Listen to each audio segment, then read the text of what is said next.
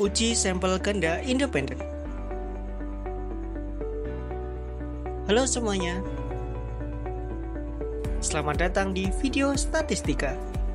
Hari ini kita akan membahas salah satu uji hipotesis paling penting, yaitu uji sampel ganda independen, atau dalam bahasa Inggris disebut Independent Sample T-Test. Yuk kita mulai. Apa itu uji sampel ganda independen? Bayangkan kamu ingin tahu apakah rata-rata nilai ujian matematika siswa laki-laki dan perempuan berbeda secara signifikan. Kamu memiliki dua kelompok siswa, yaitu kelompok laki-laki dan kelompok perempuan. Lalu ingin membandingkan nilai rata-rata dari masing-masing kelompok. Nah, ini dia adalah contoh kasus di mana kita bisa menggunakan uji sampel ganda independen. Tapi apa itu uji sampel ganda independen? Uji ini digunakan untuk membandingkan rata-rata dari dua kelompok yang tidak saling berhubungan atau independen. Artinya, data dari satu kelompok tidak memengaruhi data dari kelompok lainnya. Contohnya, membandingkan tekanan darah antara dua kelompok pasien. Satu menggunakan obat A dan satu lagi menggunakan obat B. Membandingkan kehigienisan dari sabun batang dan sabun cair. Contoh lain juga membandingkan kebersihan antara masker kain dan masker medis.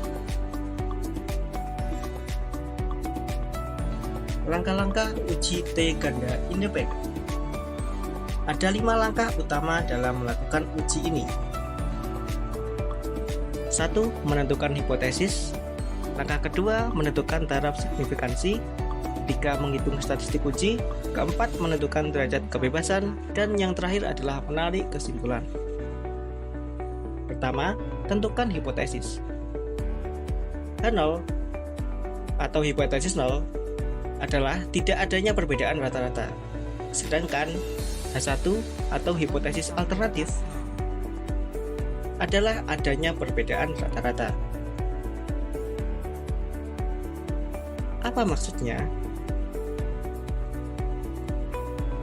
Hipotesis 0 sama dengan Mi1 sama dengan Mi2, atau hipotesis 0 ini adalah pernyataan bahwa rata-rata populasi pertama sama dengan rata-rata populasi kedua. Hal itu diasumsikan sebagai tidak ada perbedaan antara dua kelompok.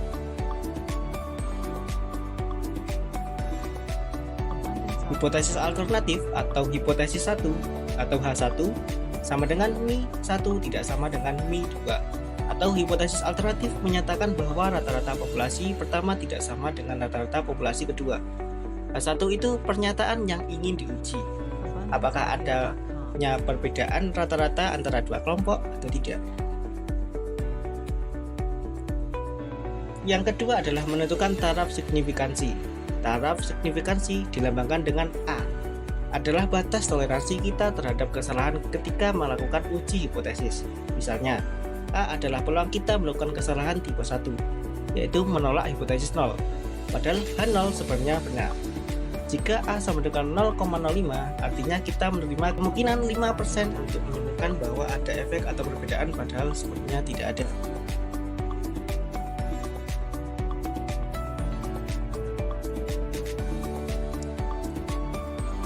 Langkah ketiga adalah menghitung statistik uji. Gunakan rumus di bawah ini untuk menghitung statistik uji. Dengan X bar 1 dan X bar 2 sama dengan rata-rata masing-masing sampel, sedangkan S1 dan S2 sama dengan simpangan baku, dan N1 dan N2 sama dengan ukuran sampel.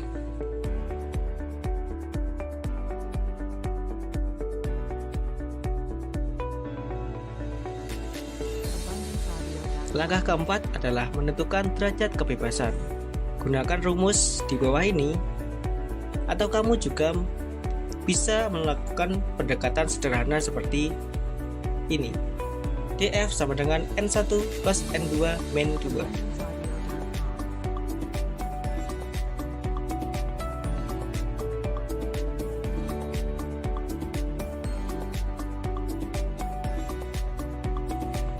Langkah terakhir adalah menarik kesimpulan. Bandingkan nilai T hitung dengan T table. Jika T hitung kurang dari T table, maka tolak H0 atau gunakan p-value sebagai alternatif. Jadi, baik pakai T table atau p-value, tujuannya sama, yaitu untuk menentukan apakah perbedaan antara dua kelompok itu cukup besar untuk dianggap signifikan secara statistik. Contoh kasus sederhana. Misalnya, kita punya data kelompok satu laki-laki dengan nilai 80, 75, 90, 85, dan 70, sedangkan kelompok 2 perempuan dengan nilai 85, 90, 95, 80, dan 85. Kita bisa menyimpulkan rata-rata kelompok 1, X bar 1 sama dengan 80, S1 sama dengan 7,9, dan N1 sama dengan 5. Sedangkan rata-rata kelompok 2 adalah X bar 2 sama dengan 87, S2 sama dengan 5,7, dan N2 sama dengan 5. Lalu hitung nilai T sebagai berikut. Gunakanlah DF sama dengan 8 dan T table untuk A sama dengan 0,05, dua sisi adalah sekitar 2,31. Karena nilai min 1,61 masih dalam rentang antara min 2,31 sampai 2,31, maka kita gagal menolak H0. Artinya, tidak ada bukti yang cukup bahwa rata-rata nilai ujian laki-laki dan perempuan berbeda secara signifikan. Asumsi uji T. Sebelum melakukan uji T, pastikan asumsi berikut ini terpenuhi. 1. Data berdistribusi normal. Kamu dapat menguji menggunakan Shapiro-Wilk, Kolmogorov-Smirnov, dan lain-lain. Yang kedua adalah kedua sampel independen. Tidak ada hubungan antar responden kedua kelompok. Yang terakhir adalah varians antar kelompok homogen atau sama. Diuji menggunakan Levens test. Jika varians tidak sama, gunakan alternatif Welch-T test yang lebih fleksibel. Kapan uji ini digunakan? Gunakan uji T2 sampel independen jika kamu ingin membandingkan dua kelompok yang tidak saling berhubungan, data berskala interval atau rasio, dan tujuan analisis adalah mengetahui apakah rata-ratanya berbeda secara signifikan. Berikut langkah-langkah untuk melakukan independent sample t-test di SPSS. Langkah pertama, buat dua inputan data, yaitu data kelompok dan data nilai.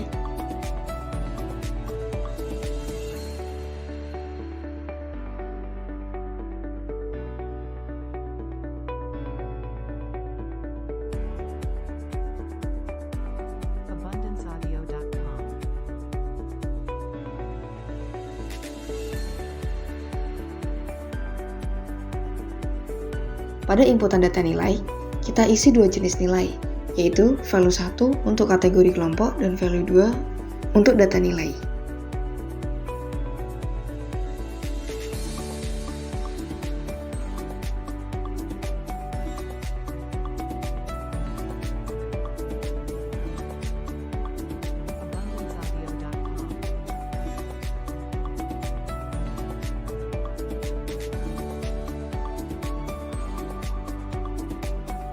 Langkah kedua, masukkan daftar Excel yang telah kita siapkan sebelumnya ke dalam SPSS.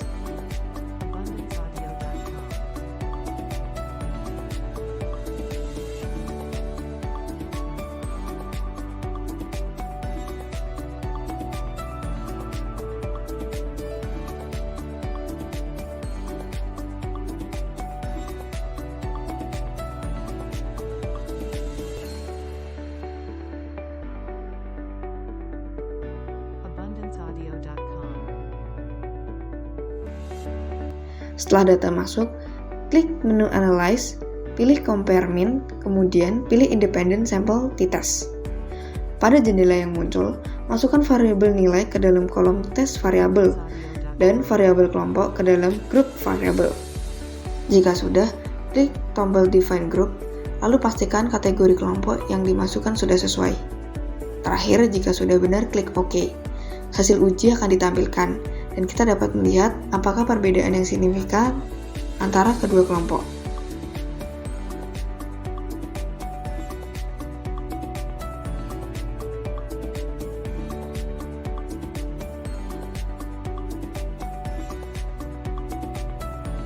Hasil uji independent t-test menunjukkan terdapat perbedaan yang signifikan secara statistik dengan nilai P kurang dari 0,001 antara dua kondisi atau waktu. Ini berarti kemungkinan perbedaan tersebut terjadi secara kebetulan yang sangat kecil. Selanjutnya, uji Leven menunjukkan varian yang homogen dengan nilai P sebesar 0,433. Sehingga, asumsi kesamaan varian terpenuhi. Perbedaan ini juga bermakna secara praktis. Hal ini ditunjukkan oleh nilai effect size yang besar, yaitu Cohen-D sebesar minus 3,738. Nilai ini mengindikasikan adanya dampak yang kuat dari perbedaan antara kedua kondisi yang dibandingkan.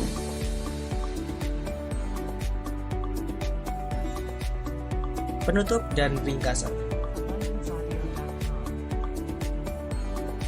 Nah, itu tadi pembahasan lengkap tentang uji sampel ganda independen.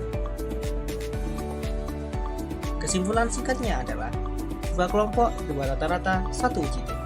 Susun hipotesis, hitung nilai T dan bandingkan dengan tabel. Jangan lupa cek normalitas dan homogenitas. Terima kasih sudah menonton video ini. Klik like, subscribe, dan aktifkan notifikasi untuk konten statistika lainnya. Sampai jumpa di video berikutnya.